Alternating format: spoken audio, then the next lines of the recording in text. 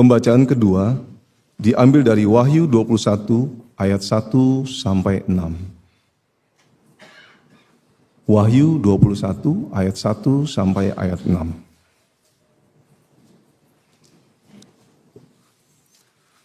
Lalu aku melihat langit yang baru dan bumi yang baru.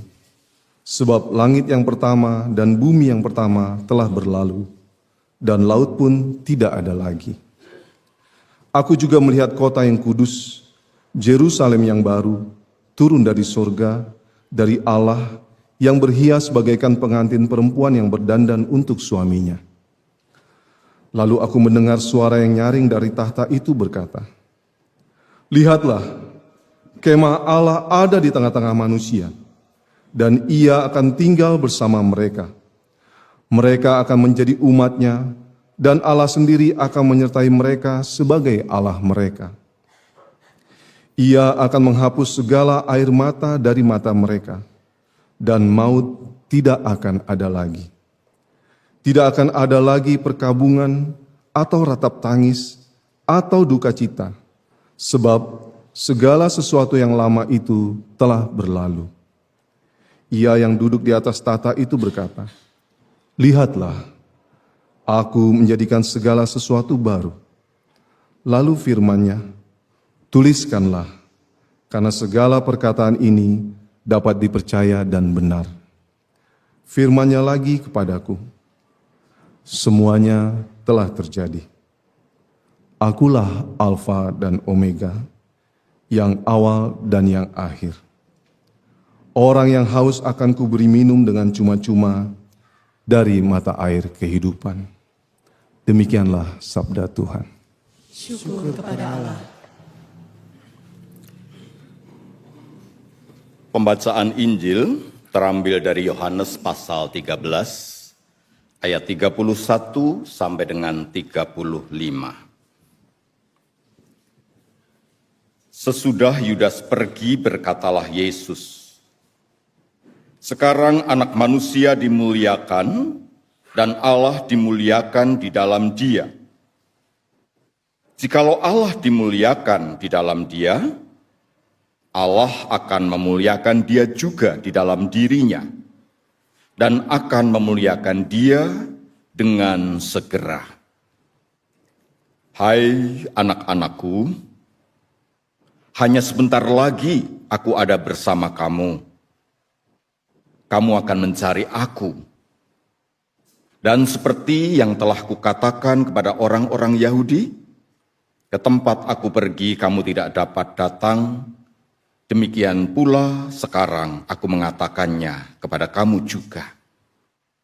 Aku memberikan perintah baru kepada kamu, yaitu supaya kamu saling mengasihi, sama seperti aku telah mengasihi kamu. Demikian pula kamu harus saling mengasihi. Dengan demikian semua orang akan tahu bahwa kamu adalah murid-muridku, jikalau kamu saling mengasihi."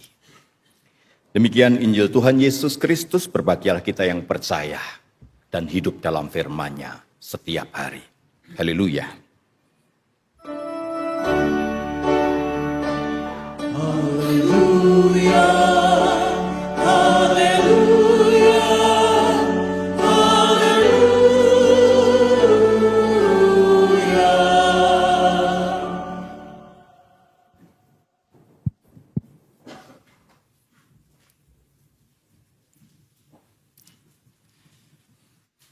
Bapak Ibu saudara-saudara yang terkasih, pernahkah Anda punya pengalaman berada di sebuah tempat gedung tua yang agak gelap begitu, dan kemudian bulu kuduk Anda merinding, meremang, lalu energi negatif seolah-olah melingkupi Anda? Pernah mengalami, Bapak Ibu? Kita dicekam oleh suasana horor, hadirnya sebuah kuasa yang menakutkan.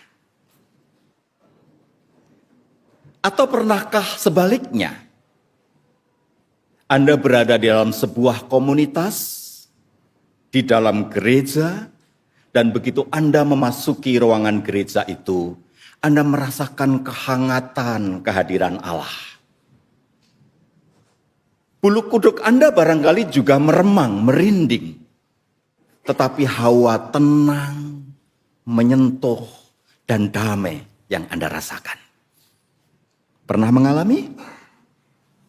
Jika itu terjadi, kita sedang dipeluk oleh hadirat Allah yang penuh cinta. Beberapa saat yang lalu saya menerima WhatsApp dari salah seorang anggota jemaat yang mengikuti kebaktian di tempat ini. Dia mengatakan, Pak Didik, saya mengalami sesuatu yang luar biasa hari ini. Karena begitu saya duduk di bangku gereja, mendengarkan puji-pujian, tanpa terasa air mata saya mengalir. Dan saya merasa tenang sekali, damai sekali. Apa artinya itu, Pak? Dengan yakin saya mengatakan, Ibu sedang dipeluk oleh hadirat Allah. Ibu disayang oleh Allah. Nah saudara, itulah isi berita Alkitab sesungguhnya. Allah yang tidak pernah berhenti memeluk kita dengan kasih sayangnya kapanpun dan dimanapun. Itu sebabnya Mazmur 145 mengatakan sebuah pengakuan. Tuhan itu pengasih dan penyayang, panjang sabar dan berlimpah kasih setia. Nyanyian Mazmur yang kita nyanyikan tadi membuat kita tenang.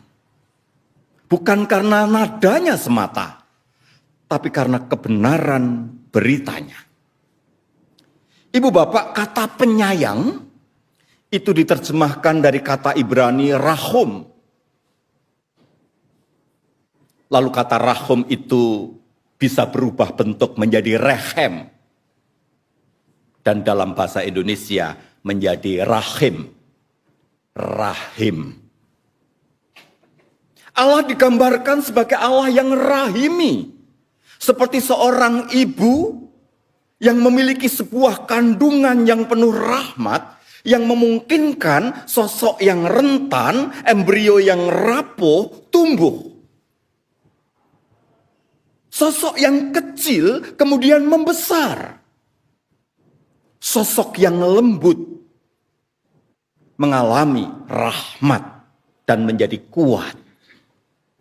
Saudara, itulah yang dimaksudkan oleh pemazmur ketika dia mengatakan Allah itu rahimi. Rahim Allah memeluk kita senantiasa. Dan Allah yang diberitakan oleh pemazmur ini adalah Allah yang dari Alfa sampai Omega hadir dengan cara semacam itu.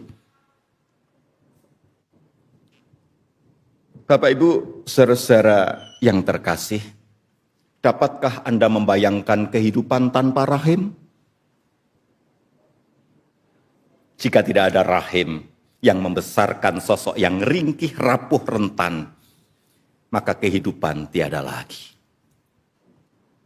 Bahkan dalam dunia medis, embrio yang dikembangkan di luar rahim, pada saatnya juga harus ditanam di dalam rahim itu, supaya ia menjadi seorang bayi yang tumbuh. Sebab rahim buatan di luar sana tidak pernah sama persis dengan rahim seorang ibu bagi seorang janin. Allah itu dibayangkan seperti ibu kehidupan yang sedang mengandung dunia ini dan terus melahirkan rahmat di tengah dunia ini. Allah itu pengasih dan penyayang. Saudara, itulah inti berita Alkitab kita. Dia bukan penguasa yang jauh dan dingin, tetapi Bapa yang rahimi. Ibu yang rahimi. Yang belas kasihannya tak terhingga, mendekap dan merangkul, memulihkan dan menyembuhkan kita dari setiap luka-luka kehidupan yang kita punya. Dan berita yang sama dikemakan tidak kalah nyaringnya oleh Yohanes dalam kitab Wahyu. Aku melihat langit baru. Aku melihat bumi yang baru. Gambaran langit baru dan bumi baru itu diungkapkan. Sebab langit baru dan bumi baru itu nyata seperti Allah yang berkemah di tengah-tengah kita. Saudara, ketika Yohanes berbicara tentang langit baru dan bumi baru, dia tidak berbicara tentang parusia, nanti tempat yang jauh kekal di depan. Tidak. Tetapi ia berkata, hal ini sudah terjadi. Kini dan di sini Allah berkemah di tengah-tengah kita. Allah berdiam di tengah-tengah kita. Ia berbicara tentang sebuah persekutuan kasih antara yang ilahi dengan yang insani. Dan bahkan persekutuan kasih yang sangat intens itu digambarkan seperti persekutuan pengantin pria dan pengantin wanita. Yerusalem baru itu menyambut pengantin laki-laki seperti pengantin wanita. Sebuah gambaran tentang sebuah persekutuan yang sangat intim, intens, kuat.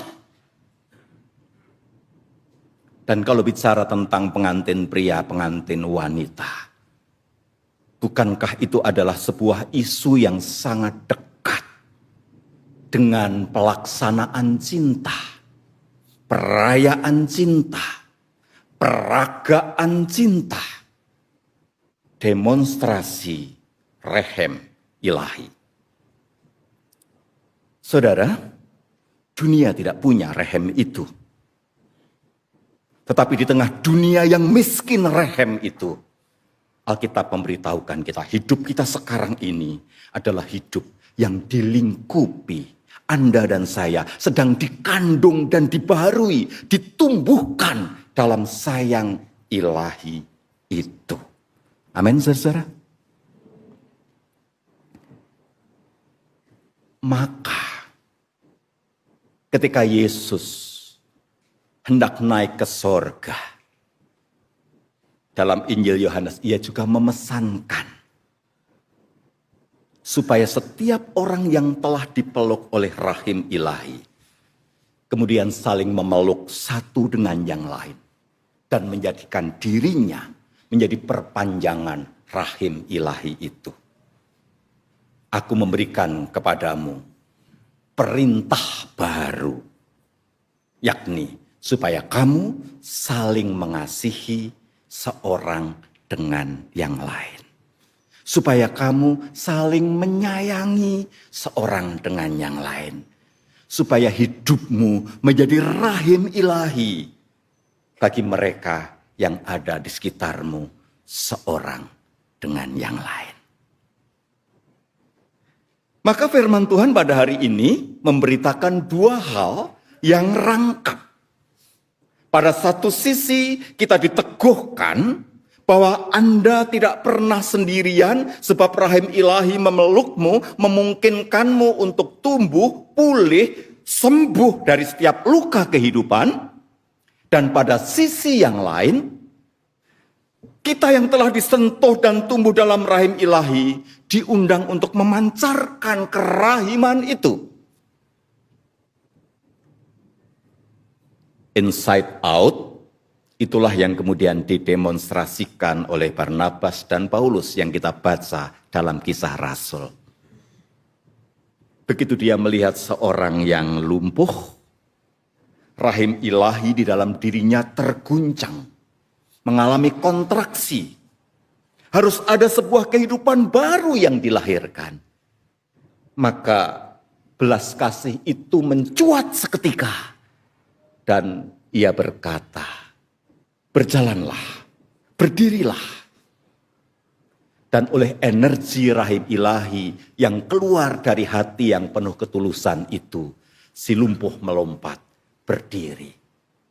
Pancaran kasih ilahi itu tak terbendung. Sehingga mereka yang barangkali tidak mengenal Kristus, tidak mengenal Tuhan yang disembah oleh Rasul Paulus dan Barnabas, merasakan kuasa ilahi itu. Dan kemudian mereka mengatakan, ini pasti dewa-dewa yang datang dari langit sana. Sebab apa? Ada suasa ilahi yang mengalir, yang membaharui, yang menyembuhkan, yang membuat perubahan, sehingga orang yang tertunduk, lumpuh, stuck hidupnya, tidak bergerak, melompat dan mendapatkan kembali kehidupannya. Lalu banyak orang yang mencoba menyembahnya, memujanya, memuliakannya. Tapi mereka yang pernah mengalami rahim ilahi tak akan terjebak oleh pemujaan itu. Ia mengatakan, kami manusia biasa. Kami hanya seperti Anda. Sama persis. Bedanya apa? Bedanya cuma satu. Kami telah dipeluk oleh rahim ilahi itu. Dan karena itu, energi positif dari rahim ilahi itulah yang kami pancarkan, mengalir begitu rupa, inside out. Jadi jangan muliakan kami. Muliakan Allah yang memeluk dunia ini dengan cintanya. Dengan penuh kasih, dengan penuh sayang. Saudara-saudara, dunia kita sedang dilanda dengan pesimisme. Kemarin saya memposting di grup Majelis Jemaat sebuah hasil survei tentang pesimisme itu dengan not khusus. Mari tetap berpengharapan di tengah-tengah situasi yang tidak mudah. Yang saya posting apa saudara? Yang saya posting adalah sebuah grafik PHK di awal tahun 2025 Januari sampai sekarang. Postingan awal itu nadanya sangat pesimistik yang saya terima. Postingan itu mengatakan, sungguh-sungguh gelap, begitu. Tapi saya mengubah notes sungguh-sungguh gelap itu dengan mengatakan, mari tetap berpengharapan, meskipun tidak boleh abai dengan kondisi yang tidak mudah ini. Ibu bapak, ketika dunia menawarkan sebuah berita yang membuat hidup ini lisut, yang membuat hidup ini mengkerut, yang membuat hidup ini penuh pesimisme. Sabda firman hari ini mau mengatakan kepada kita, ada harapan itu. Selama kita yakin akan rahim ilahi dan hidup dalam kerahiman ilahi. Konkretnya seperti apa? Konkretnya sederhana. Yang sederhana ini kita tidak selalu berhasil, tetapi terus perlu belajar. Rahim ilahi dimulai dari senyuman Bapak Ibu saudara-saudara sekalian. Kalau Anda tersenyum, adakah orang yang takut di sekeliling Anda? Tersenyum kepada mereka, maksud saya bukan senyum-senyum sendiri. Kalau senyum-senyum sendiri mungkin membuat orang merinding gitu ya saudara ya. Tetapi menyampaikan wajah tersenyum. Dalam senyuman itu ada kerahiman. Saya membaca sebuah artikel, ketika kita tersenyum, ribuan saraf di wajah kita itu bekerja begitu rupa. Dan ada energi di dalam tubuh ini melalui saraf yang bekerja di wajah kita itu yang memberkati sekeliling kita. Dan kita mesti belajar. Saya harus mengaku di hadapan Bapak Ibu saudara-saudara sekalian, kadang-kadang ketika kita sedang berpikiran banyak, senyumnya hilang. Mohon maaf kalau suatu ketika saya gagal tersenyum buat Bapak Ibu saudara-saudara sekalian. Tapi percayalah, rahim ilahi di dalam diri saya ada untuk Bapak Ibu saudara sekalian. Dan mari kita tersenyum satu dengan yang lain. Mulai dari tempat ini. Nanti kalau kita sedang salaman di pintu gerbang ketika keluar dari ibadah, senyumlah. Supaya jelas bahwa Anda memasuki ruangan ibadah ini, menerima rahim ilahi dan keluar dalam kerahimannya. Katakanlah, Tuhan menyayangi kita. Tuhan memberkati kita. Jangan begini ya Bapak Ibu. Penatua sudah tersenyum, Tuhan berkati. Jawabnya, pagi, berkati. Kalau itu yang terjadi, menakutkan. Tapi kita harus mengaku dengan jujur, Anda dan saya untuk hal ini kerap kali gagal. Maka mari kita meminta maaf untuk itu. Coba sekarang, sebelum keluar belajar tersenyum dulu satu dengan yang lain. Boleh? Berikan senyuman terbaik untuk depanmu, belakangmu.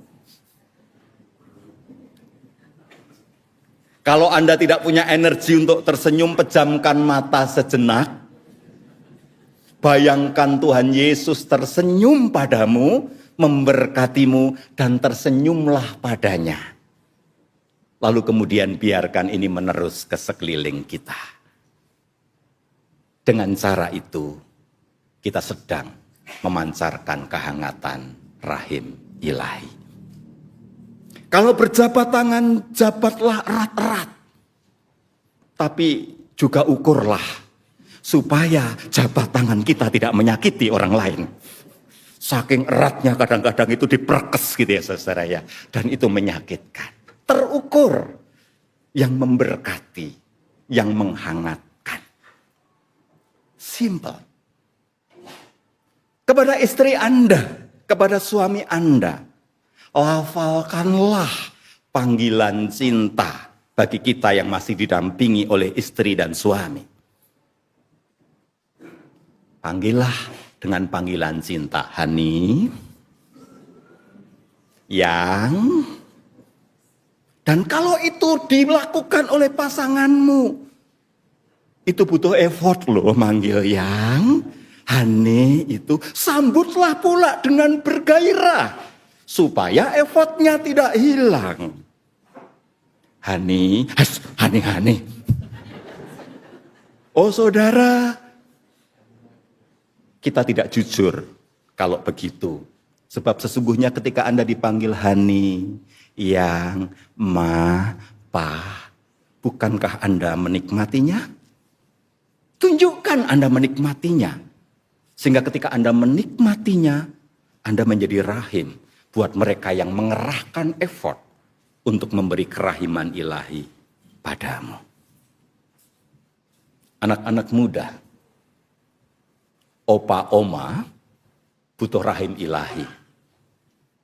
Engkau memang dilahirkan oleh yang lebih senior daripadamu.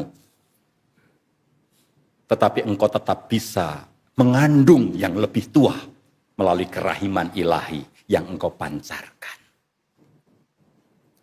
Opamu, omamu, barangkali memang cara berpikirnya berbeda denganmu yang hidup dalam kancah modern ini. Mereka tumbuh dalam budaya kerja keras. Mereka tumbuh dalam budaya keseriusan yang menghargai usaha-usaha keras. Mereka mungkin tidak mengetahui teknologi seperti engkau. Tapi jangan pernah mengatakan kepadanya, opa kuno, gak ngerti. Sebab ketika kita mengatakan itu, kita sedang membuat kehidupan menjadi lisut. Ketika orang menjadi tua, ia menjadi sensitif tentang makna kehidupan seiring dengan kemerosotan tubuh dan peran-peran sosial yang tidak dapat dilakukan seperti ketika muda. Mereka membutuhkan rumah yang teduh. Yaitu apa? Berkemahlah seperti Allah berkemah di tengah-tengahnya. Hadir dengan rahmat ilahi itu. Apresiasi kita, encouragement kita dibutuhkan. Tahukah Anda apa yang membuat mereka bertahan ketika pada Perang Dunia Kedua banyak sekali orang-orang yang dekat dengan kematian di kamp Nazi, di Auschwitz. Setiap hari mereka melihat situasi sangat buruk. Dan mengalami situasi buruk, sakit penyakit, mendera, kelelahan fisik luar biasa, kematian terjadi setiap hari. Apa yang membuat mereka survive? Elie Wiesel, dia mengatakan, yang membuat survive adalah hadirnya kenangan cinta terhadap orang-orang yang mereka miliki. Kenangan cinta itu membuat mereka bertahan. Anugerah cinta itu membuat mereka melihat cercah-cercah harapan. Jatuh dan bangkit, jatuh dan bangkit. Gereja, komunitas Kristen, mesti menjadi komunitas eksemplaris. Maksud saya, komunitas percontohan, di mana ketika orang hadir di tengah-tengah kita, ia bisa merasakan kerahiman ilahi yang memancar dari diri kita. Sudahkah Bapak Ibu saudara-saudara? Coba lihat sekelilingmu. Adakah orang-orang yang membutuhkan kerahiman dan pelukanmu? Tepuk pundaknya. Jangan diceblek ya saudara, ditepuk. Beri dukungan. Kita sedang memikirkan sebuah program untuk saling mendukung satu dengan yang lain. Ada banyak lansia yang sendirian di rumah. Waktunya banyak, teman ngomongnya tidak banyak. Pelayanan ngajak ngomong, itu adalah rahim ilahi. Beberapa lansia enggan hadir di persekutuan lansia kita, karena apa? Karena sering ke kamar mandi. Itu adalah dinamika nyata. Dan mereka takut ke kamar mandi sendirian, takut kesandung kalau ada terap-terapan. Adakah di antara kita yang mau menjadi relawan menemani mereka ke kamar mandi? Itu adalah rahim ilahi. Sederhana, tetapi itu memberkati. Kami sedang memikirkan, menghimpun relawan-relawan rahim ilahi itu. Jika saudara berminat, hubungi saya, hubungi majelis jemaat. Yuk, dari tempat kita berdiri, kita menjadi rahim ilahi satu dengan yang lain. Hidup yang ditandai dengan rangkulan, topangan, dan berkat. Percayalah, Allah bukan hanya memberkati Anda, tetapi ketika kita mau jadi rahim ilahi, Allah menjadikan Anda berkat. Tuhan berkemah di tengah kita.